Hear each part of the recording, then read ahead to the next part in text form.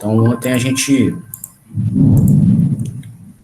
mostrou, né, que essa máquina opera pela alimentação concorrente contínua para a síntese dos dois ímãs necessários para se ter torque.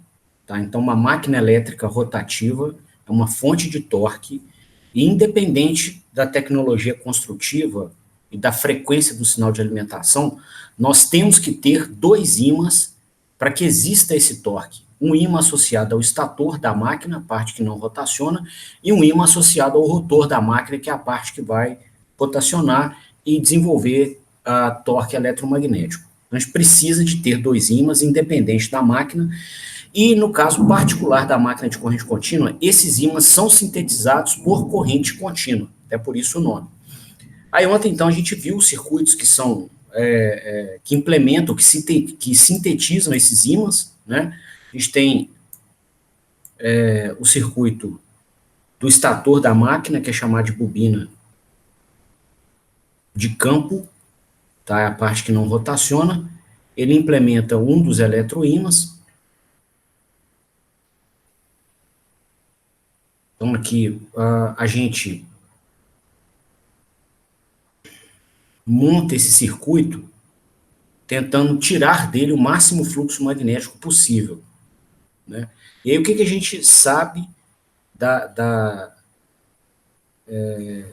teoria, né, de criação, de síntese de fluxo magnético a partir de corrente elétrica?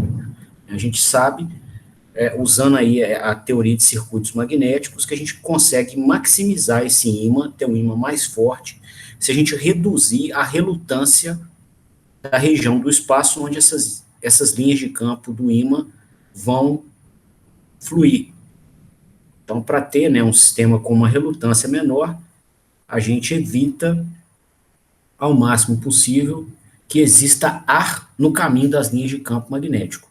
Então, por isso, né, o nosso circuito de campo, ele é montado aqui, né, como uma peça estacionária, igual essa que eu desenhei, esse corpo aqui, né, com duas sapatas, são essas sapatas aqui, e a gente cria aqui, né, uma fonte de força magnetomotriz,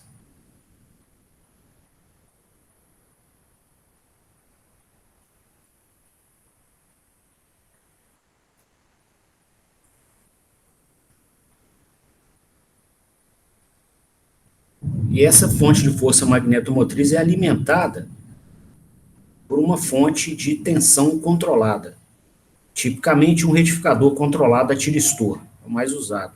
É mais de uma forma de alimentar aqui o circuito de campo, mas a gente vai, em aplicações industriais, a gente vai ver primordialmente essa aqui. Tá? Então, a gente impõe uma tensão de campo, circula uma corrente aqui no circuito de campo, e, por segunda lei de Maxwell, a presença dessa corrente faz com que exista campo magnético no espaço. Tá? Então, essas linhas de campo, elas percorrem aqui todo o circuito magnético que a gente desenhou, tá? Nós vamos fazer todo esse caminho, aonde a impedância magnética, né, ou a relutância é menor, que é onde a gente tem material de ferro. Né, e elas vão voltar para a fonte que as criou, em respeito à quarta lei de Maxwell. Né? A quarta lei de Maxwell diz que sempre, se você criar um ímã, vai ter o polo norte, e essas linhas de campo vão voltar implementando o polo sul naquela fonte. Então, se a gente criou norte aqui, vai ter que ter sul do outro lado. Então, as linhas de campo vão voltar. Tá? E aí a gente está destacando essas linhas de campo aqui nessa região do espaço, que é onde elas vão interagir com o ímã do outro circuito, que é o circuito rotativo, para daí a gente ter torque. Tá? Então, aqui a gente vai ter, né, o segundo circuito da máquina de corrente contínua, que é chamado de circuito de armadura.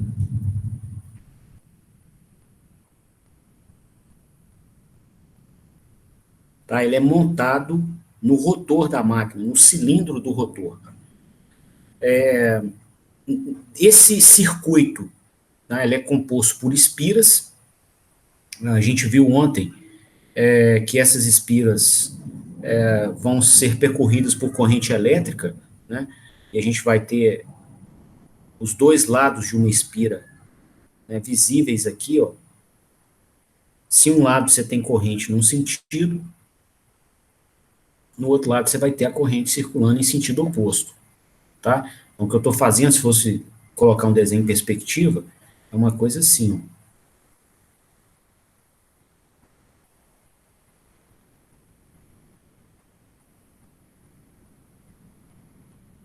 Uma espira, né, onde você vai injetar a corrente desse circuito que rotaciona, que no caso da máquina de corrente contínua é chamado de armadura, tá? Aí você vai ter essa corrente circulando aqui, digamos que a gente chama esse condutor aqui, ó, de A, e esse outro condutor da espira de A'. Então, aqui a corrente vai sempre fluir em sentido oposto, né? A corrente no condutor A, daqui até aqui, vai ser oposta à corrente no condutor A', que é o condutor que fica entre esses dois pontos que eu marquei, tá? Bom, e aí com essa estrutura, né, a gente consegue sintetizar o segundo ímã da máquina, que é o ímã do circuito de armadura, né? Aí nós temos a condição para criar torque no motor, ou na máquina, né? Ela pode operar como gerador também. Se você aplicar a regra da mão direita, inclusive, né, essas linhas de campo, elas vão se orientar para cá, né? Caso a gente, aí nós vimos ontem, né, se a gente aqui povoar essa região da armadura, do rotor da máquina, com várias espiras, e se a gente garantir que as espiras sempre terão corrente em um determinado sentido, quando elas estiverem em uma metade do espaço, ou seja, daqui até aqui, ó. Então, nessa primeira metade aqui, tá? De 0 a 180 graus. Se a gente conseguir garantir que todos os condutores sempre vão ter, todos os condutores contidos nessa região sempre vão ter corrente entrando aqui na tela, tá? Eles sempre vão produzir campo magnético, aplicando a regra da mão direita, para baixo.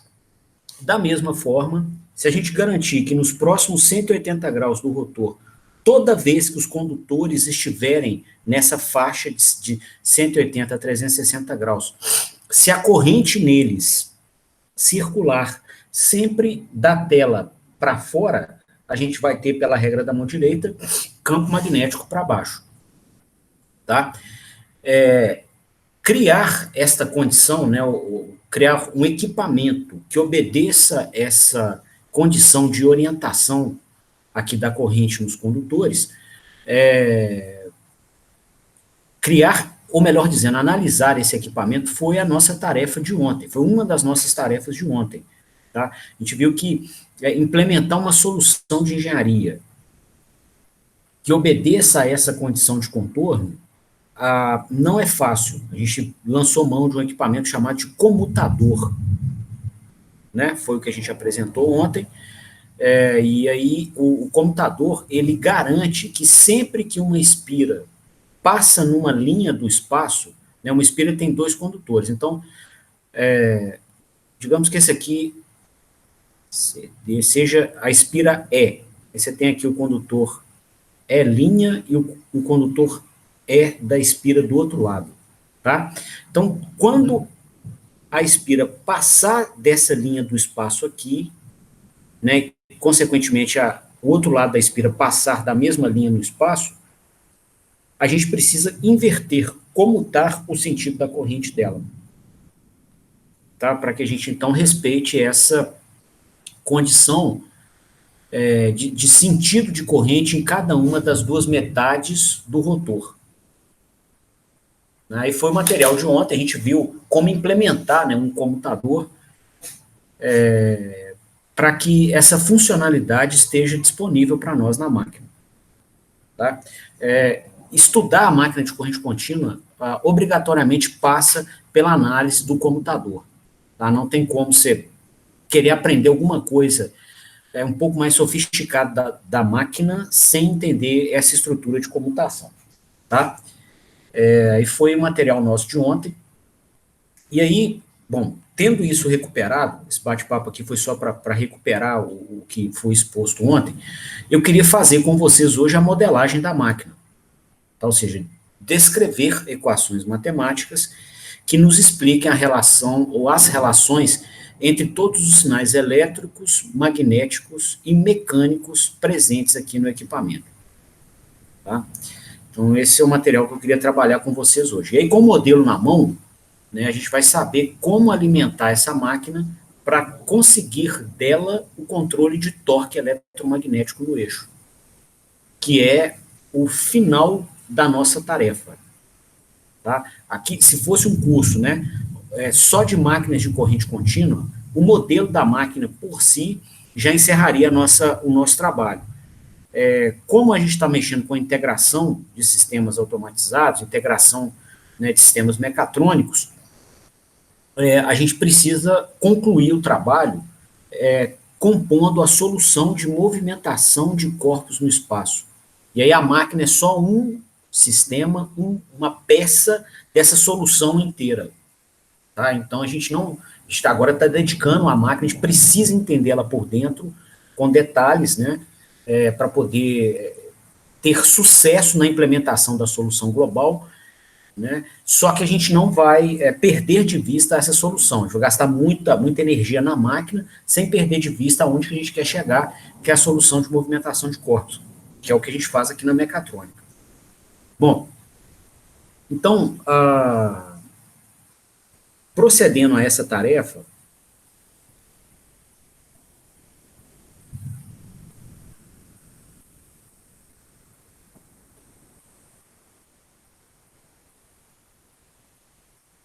a gente pode começar a modelagem pelo circuito de campo, que é o circuito que fica no estator, tá? Esse circuito aqui, ó. Bom, esse circuito, pessoal, ele contém, né, uma fonte de alimentação, que é essa aqui, que vai impor tensão à bobina do campo, tá? Então, essa tensão de alimentação que é imposta aqui, né, por primeira lei de Kirchhoff, ela vai ser distribuída entre os elementos presentes aqui entre os dois pontos aos quais a fonte é conectada, tá? Então, inicialmente, o que a gente vê?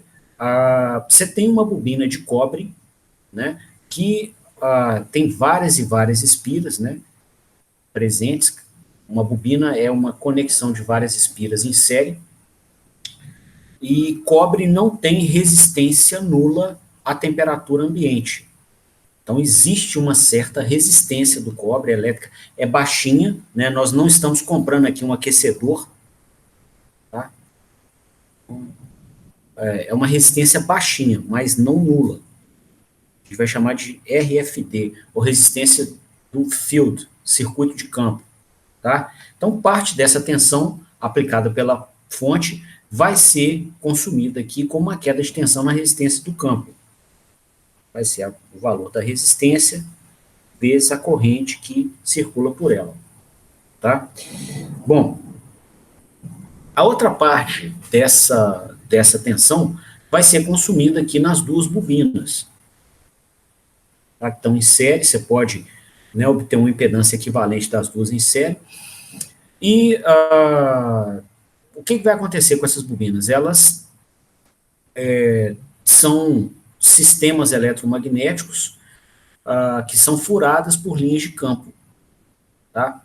Então, em eventuais transitórios, quando houver variação desse fluxo magnético, as linhas de campo, inclusive, que furam o interior dessas bobinas, são as linhas azuis.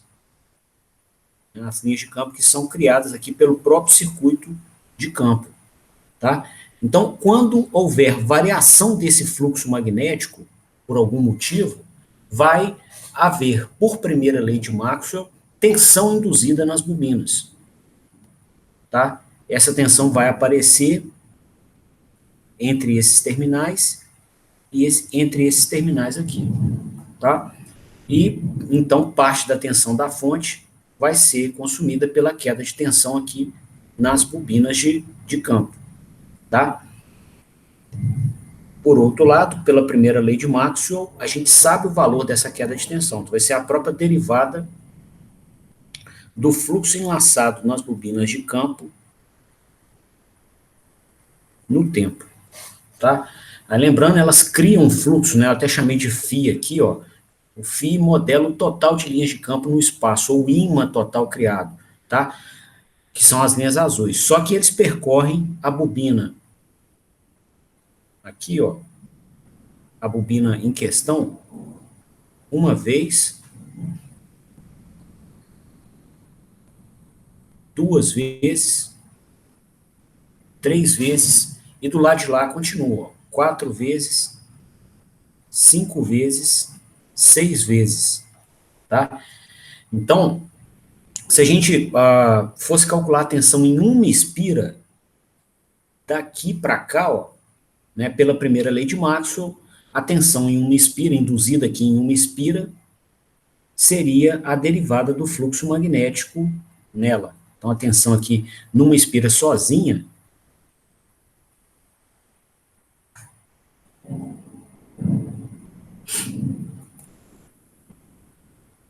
seria a derivada do fluxo no tempo, tá?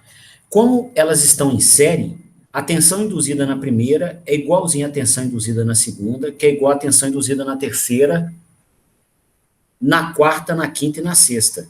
Igual a tensão induzida nessa, nessa e nessa, tá? Então, essa tensão vai ser o total, tensão total, então, induzida na bobina do campo, vou colocar aqui, ó, vai ser N vezes o número de espiras da bobina vezes a tensão induzida em uma espira. Vai ser a derivada de N vezes o fluxo no tempo, ou o número de vezes que as bobinas enlaçam o ímã. É enlaçar mesmo, é como se o ímã tivesse aqui, ó, ela dá uma volta, ela dá um laço nele, tá? E aqui ela dá um outro laço, e aqui ela dá outro laço, tá? E aí a gente tem uma variável física que descreve, né, esse número de laços que o seu sistema dá no campo magnético, que é o lambda. Não é? Então, a tensão total induzida na bobina não vai ser só a derivada no fluxo magnético que ela cria, vai ser a derivada do fluxo enlaçado. Essa aqui, ó. Tá? Que é o que eu expressei aqui embaixo. Eu estou destacando aqui para a gente recuperar esse conceito, né, da disciplina de máquinas, e para não causar estranheza, né? Porque aqui eu coloquei em azul o ímã criado pela bobina de campo como sendo um φ. E aí aqui eu usei na modelagem um lambda, ou fluxo enlaçado. Foi por isso, né? Por isso que eu estou explicando aqui, pelo motivo que eu estou explicando aqui. Vou até colocar aqui do lado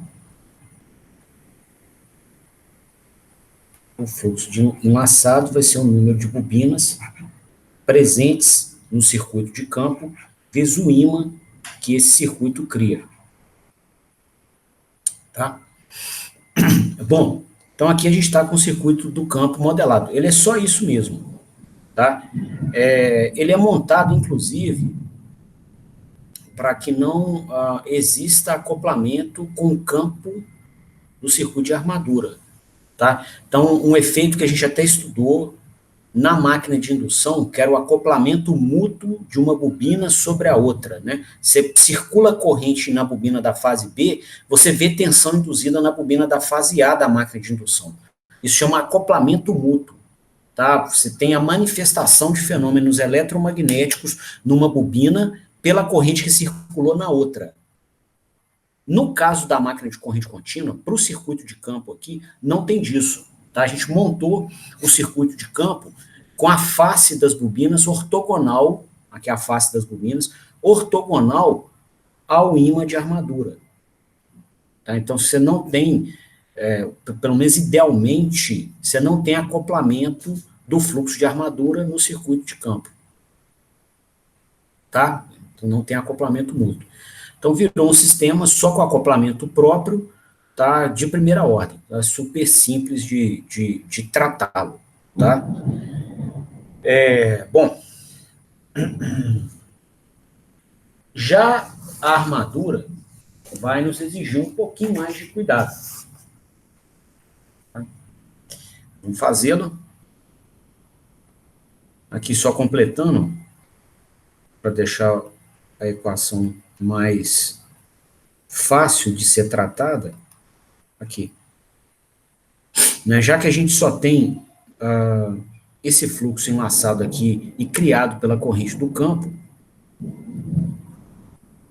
né, fluxo enlaçado é a indutância vezes a corrente.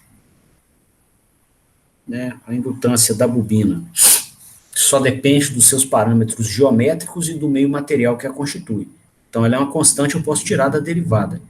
Né, a corrente, sim, já pode variar no tempo. É um estado físico, esse sim pode variar. Tá? Então, aqui a gente já tem a equação que modela o circuito de campo. Para o circuito de armadura, pessoal, o que a gente vai observar? Esse circuito já tem espiras que se movem com relação a um campo magnético. Né? São as espiras contidas aqui, ó, no rotor da máquina. Tá?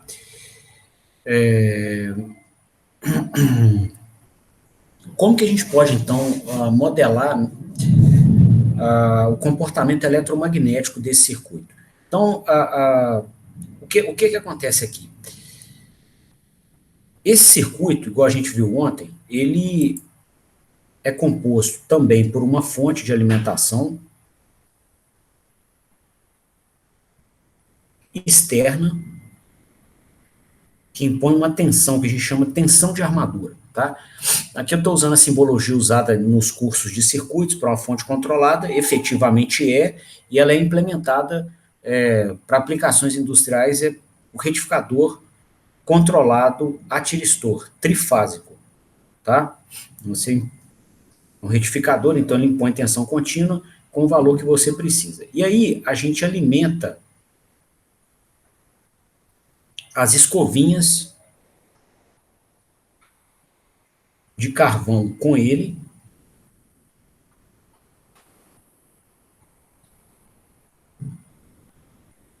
Tá? Então, você tem uma escovinha de carvão aqui. E essa escovinha de carvão vai alimentar as lâminas que rotacionam do comutador. Tá? Você pode ter, por exemplo, aqui, o último exemplo nosso ontem foi um exemplo com 4 lâminas. Só reduzir.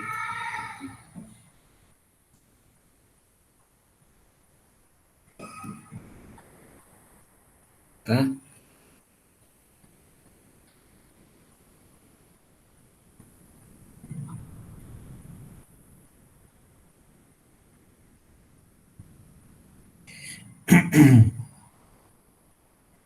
Essas lâminas, por sua vez, vão ser conectadas aqui às espiras. Então, se a gente fosse fazer um desenho em perspectiva, ó, ia ser uma coisa assim, ó.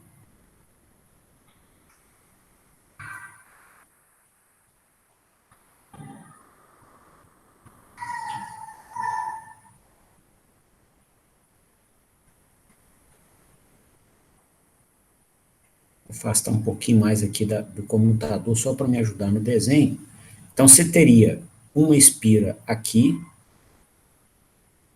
né? Ontem, tem mais de uma forma de construir, né? Mas a gente propôs ontem uma estrutura onde uma bobina começa numa ranhura, numa lâmina e termina na próxima. Então, começa na 1 e termina na 2.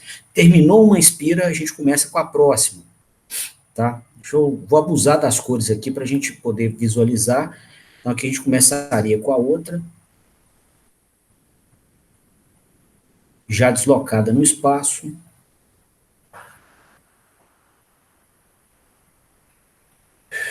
Ela terminaria aqui. Aí aqui a gente começaria com a outra espira. Elas estão em série, né? Até porque o comutador, as lâminas do comutador têm isolamento elétrico. Então, para circular corrente em todo mundo, né, você tem que colocá-las em série, porque num determinado momento, igual esse aqui, que o comutador 2 não está em contato com a fonte, né, ou com as escovinhas, você vai ter que fazer com que chegue corrente nas espiras conectadas a ele pelas outras espiras. Então, você vai ter que fazer uma conexão em série de todo mundo, tá? Que é o que a gente está fazendo aqui, ó. Aqui seria a nossa terceira espira, ou bobina, você pode dar várias voltas também, tá? Ela acaba aqui.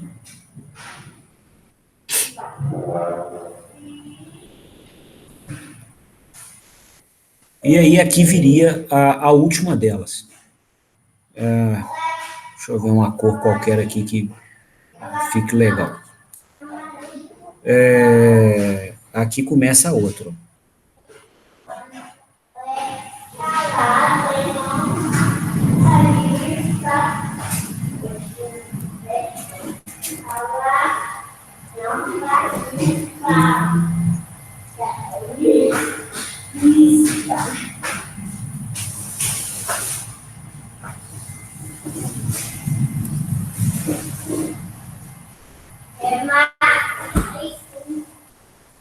Ok? Então aqui foi o exemplo que a gente viu ontem.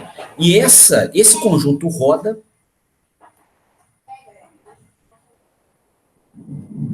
velocidade mecânica qualquer, e ele faz esse movimento imerso em uma região do espaço que contém as linhas de campo magnético do circuito de campo, que a gente acabou de analisar. São essas linhas azuis. Eu estou até tentando repetir o padrão de cores aqui, ó, para poder facilitar aqui no raciocínio. São essas linhas aqui do circuito de campo. As mesmas azuis eu estou repetindo lá embaixo. Ok? Então é isso que está acontecendo. Nós precisamos modelar aqui uma relação entre os sinais eletromagnéticos desse sistema. Tá? Bom, nessa condição, igual a gente viu ontem, né, você tem um sistema de impedância finita, então ao se aplicar tensão, vai existir corrente elétrica circulando aqui, que é a corrente de armadura, que vai circular pelas espiras que a gente desenhou aqui, as 4 espiras coloridas, tá? A vermelha, a azul, a verde e a marrom, tá? Foi até o que a gente analisou ontem, ó. Essa corrente entra aqui na espira vermelha, circula na espira vermelha por aqui, pelo outro lado, chega aqui na lâmina 2. Da lâmina 2, ela vai para a espira azul, circula na espira azul inteira. Chega aqui na lâmina 3. Chegou na lâmina 3, ela volta para a fonte, tá? É um circuito. São 2 em paralelo, inclusive, né? O próximo, aqui, ó, é pela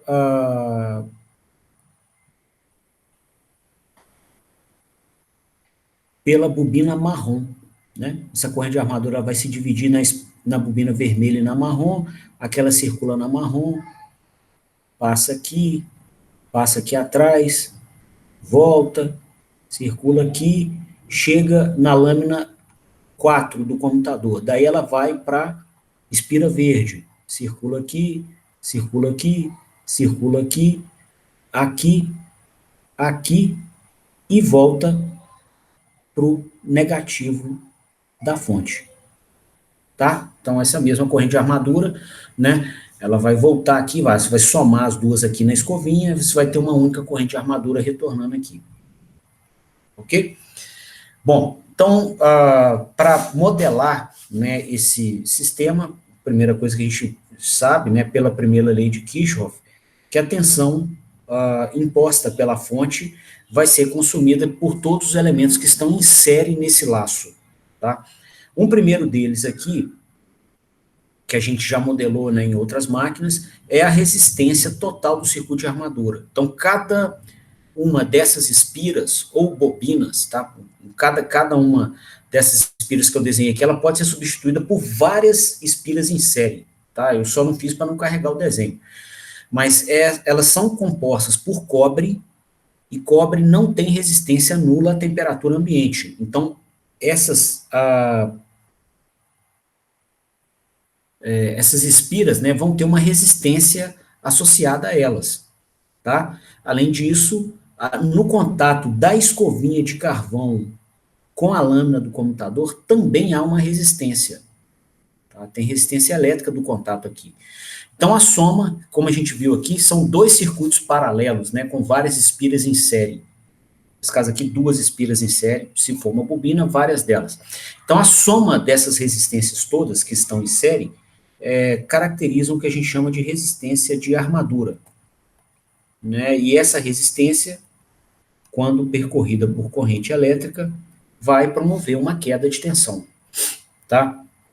Bom, além disso, você tem um sistema que é implementado com linhas de corrente, criando um campo magnético numa região do espaço, tá?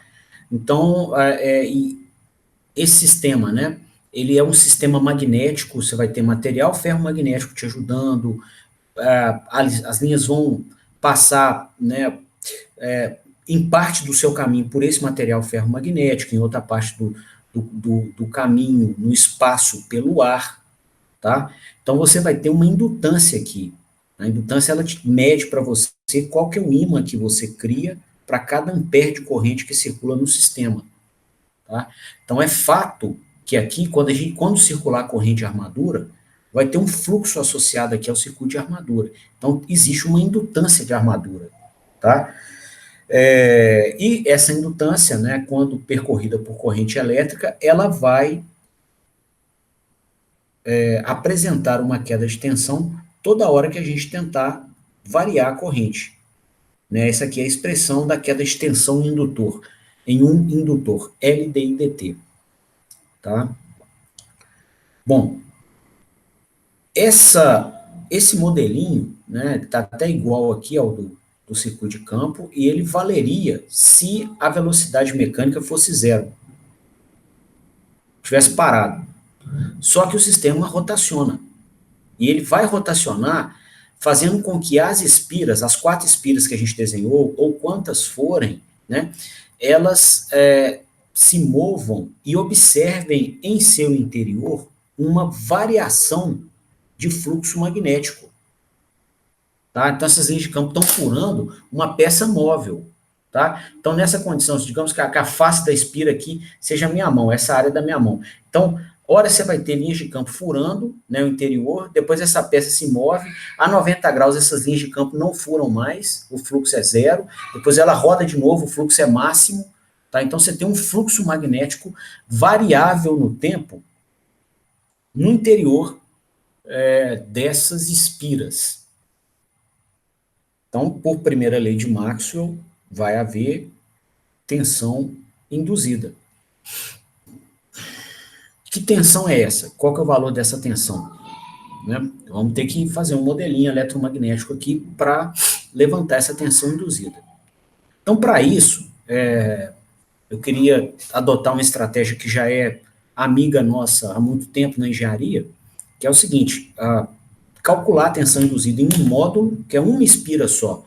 Ou seja, dessas quatro aqui, pegar só uma delas e calcular a tensão induzida nela e depois, de acordo com a orientação das demais espiras, calcular a tensão induzida nessas outras demais, né? Usando o conhecimento da primeira espira como base.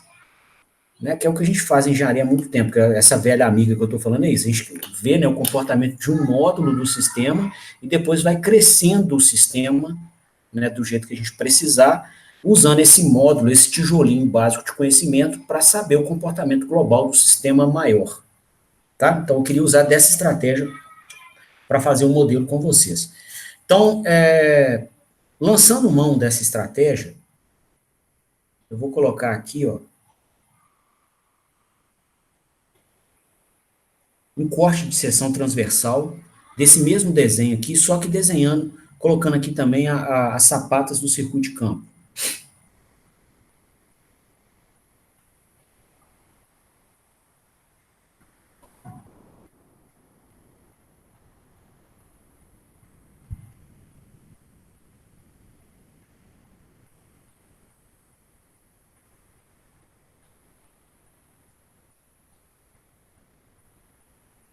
Tá? Bom, a gente tem aqui o fluxo dela, esse fluxo tem que ser levado em conta, tá? No circuito de armadura, esse sim já há acoplamento de fluxo magnético mútuo, ou seja, o ímã que é criado no circuito de campo, ele interfere nos fenômenos eletromagnéticos que aparecem na bobina de armadura. Então, o fluxo aqui do circuito de campo. Bom, aí eu vou colocar, moçada, uma espira, tá? Vou pegar, por exemplo, uma dessas quatro aqui, eu vou pegar essa vermelhinha que a gente desenhou aqui, ó, essa, tá? E vou colocar ali dentro, tá? Então, existe aqui ela é montada, né, no cilindro do rotor, vou colocar aqui só para a gente não perder de vista, né, o que a gente está fazendo.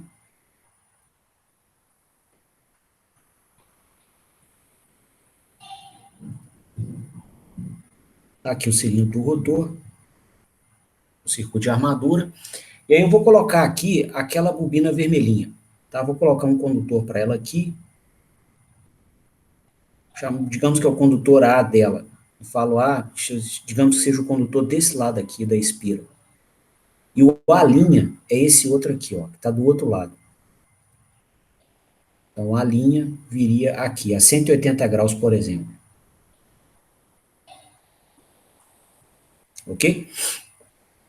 A face da bobina, que é furada pelas linhas de campo magnético, tá aqui, ó. Tá? Então, se a gente está vendo ali a bobina de frente, né, com esses dois condutores aqui, ó. Então, a face da bobina está aqui dentro, né, a face da bobina é uma superfície plana que estaria alinhada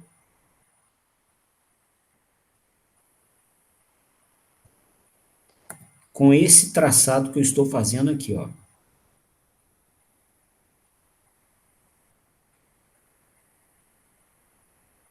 Ok? Bom, a orientação entre a bobina e as linhas de campo magnético azuis interferem no fenômeno. E a gente viu no módulo de leis de Maxwell, do curso de máquinas, como que a gente incorpora matematicamente o efeito da orientação de uma superfície com o campo que a fura, né? A gente fez isso através de um vetor área, tá? Que era definido aqui em cada ponto da superfície, né, como sendo um vetor cujo módulo era do tamanho da área que ele representa e cuja orientação era ortogonal à superfície, ao pontinho da superfície que ele representa também, tá? Que também vai ser uma superfície, só que infinitesimal. No nosso caso aqui, a gente está com uma superfície toda plana, tá? Então, todos os vetores áreas que a gente usou lá no Eletromag, todos eles são orientados na mesma direção, tá?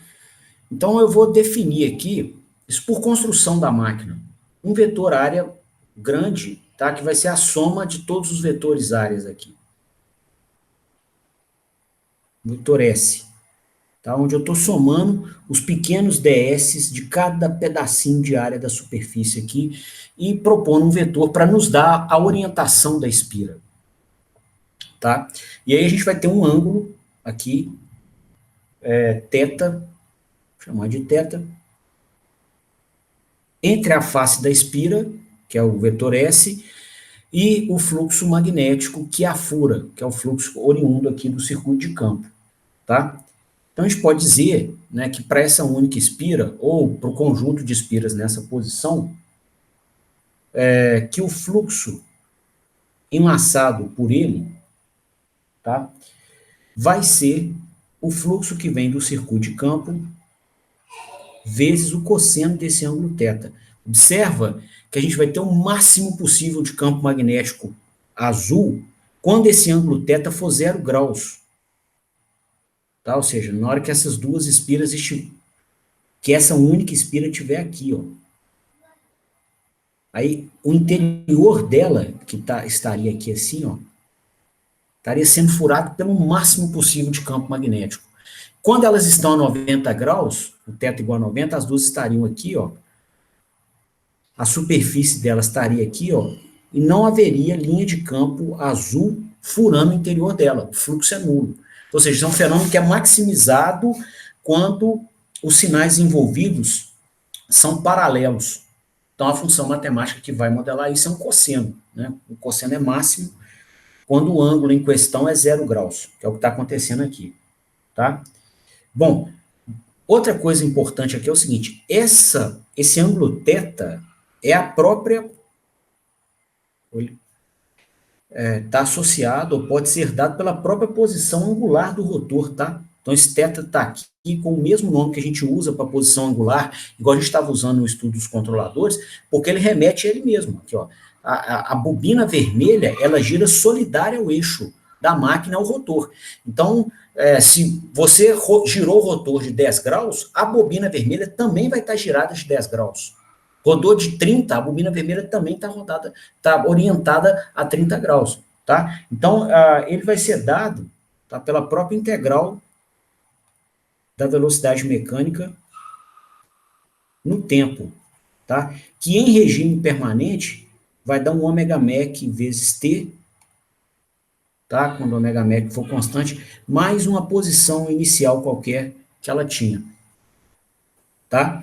E aí, moçada, a tensão induzida nessa espira vai ser qual, né? Por primeira lei de Maxwell, tá? Vai ser a derivada do fluxo enlaçado nela no tempo, tá? Que vai ser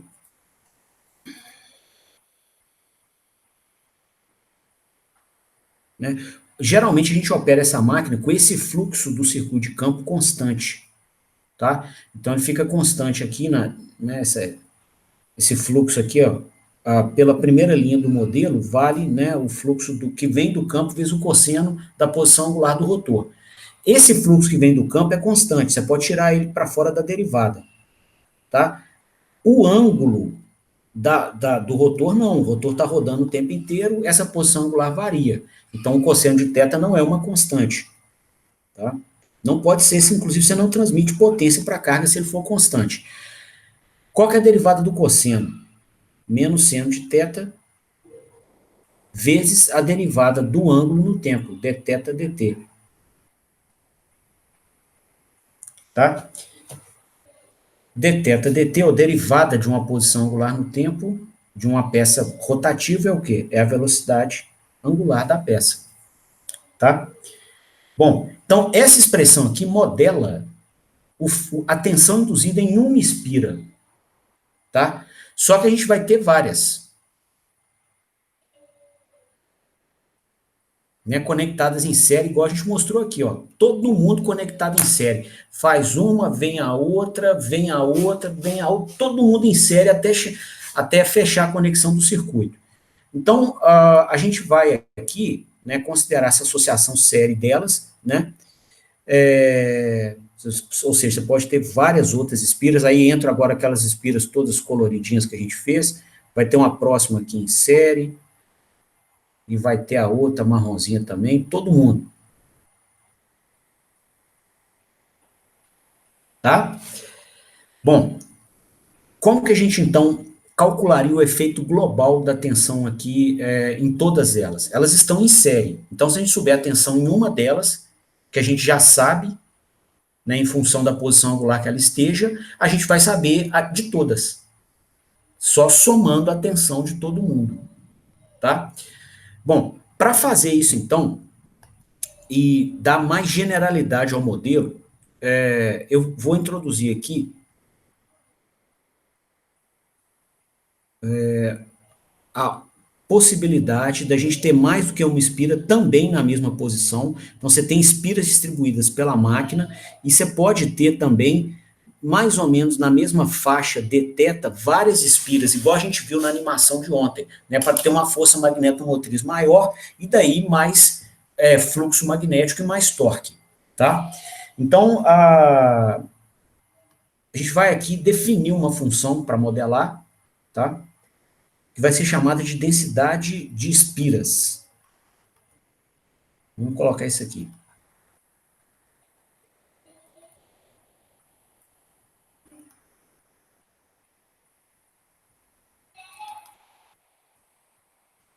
Tá? Então, vai ter uma função aqui, que eu vou chamar de ME, que é a densidade de espiras, que pode, inclusive, variar em cada posição angular da máquina. Tá? Aqui nós vamos manter ela constante, geralmente é o que é feito, tá? E para ajudar na modelagem. Então, é a função densidade de espiras.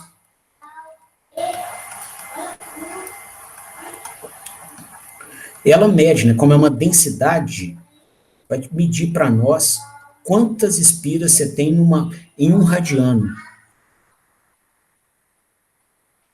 Ou seja, numa faixa angular aqui, ó, quantas espiras você tem por radiano. Então, a unidade dela é espiras por radiano. Tá? Então, com essa função definida, de alguma maneira, é um elemento de projeto, tá? A gente pode calcular o número de espiras que você tem numa dada posição angular, tá? Por exemplo, total de espiras que você tivesse nessa faixa aqui, ó, de dθ radianos. Vai ser o quê? A densidade de espiras, quantas espiras por radiano você tem, vezes o ângulo que você está analisando. Dθ radianos, uma faixa bem curtinha para a gente não particularizar a análise, tá? Então, isso aqui vai ser o número de espiras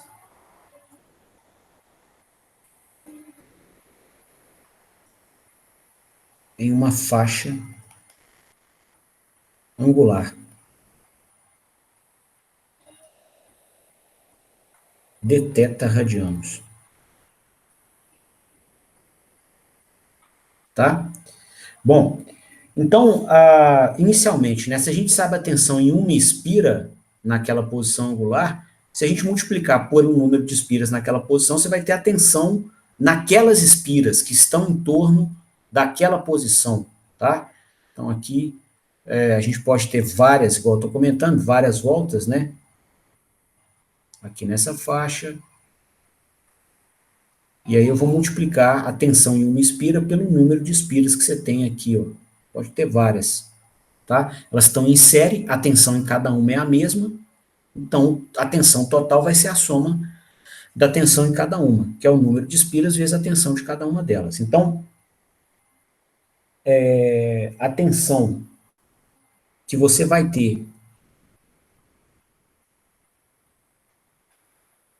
tá, para as espiras situadas numa posição angular θ, tá, vai ser o número de espiras vezes a tensão em uma espira. Vou colocar EE aqui, para dizer a tensão em uma espira. Ok?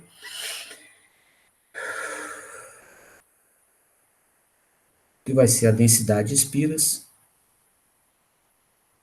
vezes a faixa que a gente está cobrindo, vezes a tensão em uma espira. Tá? Bom, qual que seria a tensão total agora da máquina, né? No circuito de armadura. Então, a tensão total, vamos colocar aqui, ó, só mantendo aqui os passos, né, da modelagem. Tensão para todas espiras na posição θ. Θ radianos. Bom,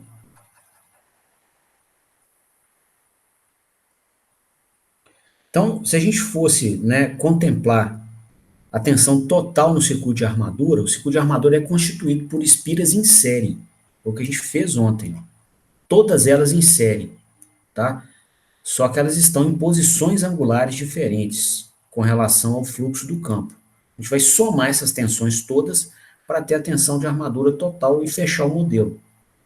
Tá? Então, a tensão total de armadura vai ser a somatória, tá, da primeira espira até a enésima espira que a gente tiver, da tensão induzida por espira, tá? Então, essa somatória, ela pode ser feita, né, considerando espiras pequenininhas, como sendo uma integral, tá? Da tensão por espiras, que vai ser dada pela expressão aqui de cima. O número de espiras vezes a tensão por espira vezes o dθ, tá? A gente vai fazer uma simplificação aqui, colocar uma distribuição uniforme de espiras na máquina, com cada posição angular mais ou menos o mesmo tanto de espiras, o mesmo valor para a função densidade de espiras. E qual faixa angular que a gente vai percorrer aqui nesse somatório, tá? Para contemplar a tensão total da máquina. Tá? Nós vamos pegar, a gente não pode fazer 360 graus, porque senão a gente vai contar a mesma espira duas vezes. Tá? Então a gente vai fazer aqui de 0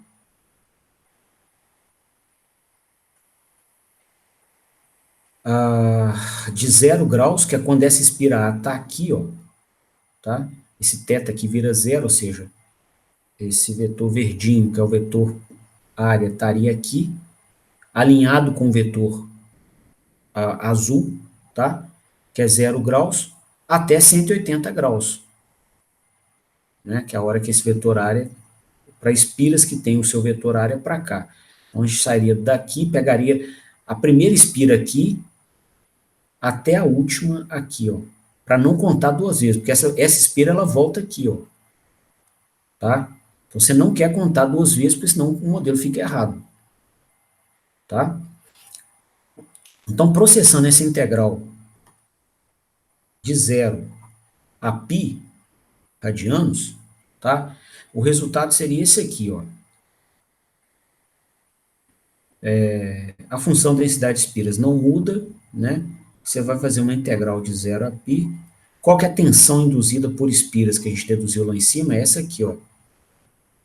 O fluxo do circuito de campo vezes o seno do ângulo daquela espira naquela posição, vezes a velocidade mecânica, vezes dθ, tá? Em regime permanente, essa velocidade mecânica é constante, pode sair do cálculo, e geralmente o fluxo no circuito de campo também é mantido constante.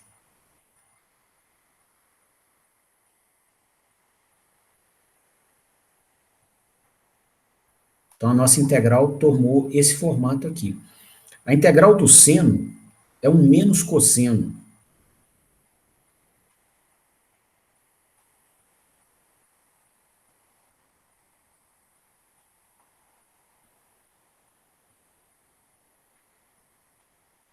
Tá? Qual que é o resultado disso?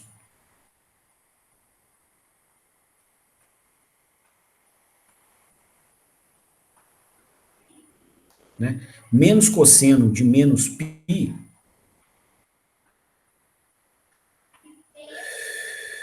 vai dar 1. Menos cosseno de 0, mais 1. Então, isso fecha aqui o nosso modelo. Então, a tensão induzida nas espiras, ela é proporcional, aqui, ó, à velocidade mecânica. Tá? E como ela é manifestada, né, pela variação do fluxo magnético, ela é contrária à variação do fluxo, como preconiza a primeira lei de Maxwell. Tende a manter um fluxo constante. Então, ela é chamada de força contra-eletromotriz. A gente escuta essa expressão desde as primeiras matérias de eletricidade, né, nos cursos de física do segundo grau. Tá? Então, essa força contra-eletromotriz, uma tensão, né, que se puder circular corrente na polaridade que ela impõe, ela se opõe ao movimento da peça. Tá? E isso aqui, então, pessoal, essa expressão, ela conclui aqui, ó, o modelinho que a gente estava buscando para o circuito de armadura. Aqui, ó. Faltava ainda um termo que era a força contra-eletromotriz, né? Que era a tensão induzida pelo movimento das espiras do rotor na região que é perturbada pelo fluxo do circuito de campo. tá? Então, eu vou repetir essa expressão lá embaixo, incorporando agora a força contra a eletromotriz que a gente acabou de deduzir.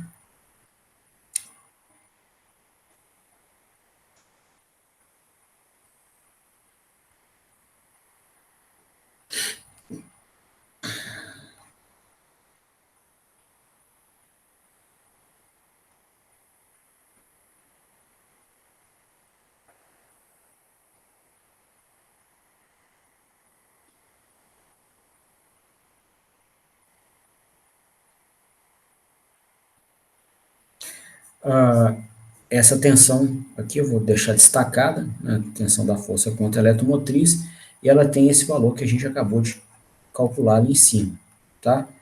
Vai ser uma constante vezes o fluxo do circuito de campo vezes a velocidade mecânica, tá? Então, uma parcela de tensão que é proporcional à velocidade, tá? Essa aqui que é a força contra a eletromotriz. Bom, isso aqui conclui a nossa modelagem eletromagnética da máquina. A gente ainda tem que chegar no eixo mecânico, que é o que nós faremos na aula que vem, tá? Mas a modelagem eletromagnética dos dois eletroímãs da máquina, que é o circuito, que é o eletroímã presente na armadura e o outro presente no campo, a gente já concluiu aqui, né? Conforme eu falei com vocês, assim, comparado com a máquina de indução, que a gente já estudou em outros encontros, é um modelo muito, muito mais simples. Mas muito mais. Isso aqui, para deduzir isso na máquina de indução, nós trabalhamos juntos umas 40 aulas seguramente, tá? Dentro daquele curso de 72 horas de máquinas. Ok? Bom, esse aqui seria meu recado hoje. Essa aula hoje é a aula de 1 hora. E eu encerro aqui a minha exposição do material e fico à disposição. Caso vocês queiram tirar alguma dúvida, fazer alguma intervenção, eu estou disponível.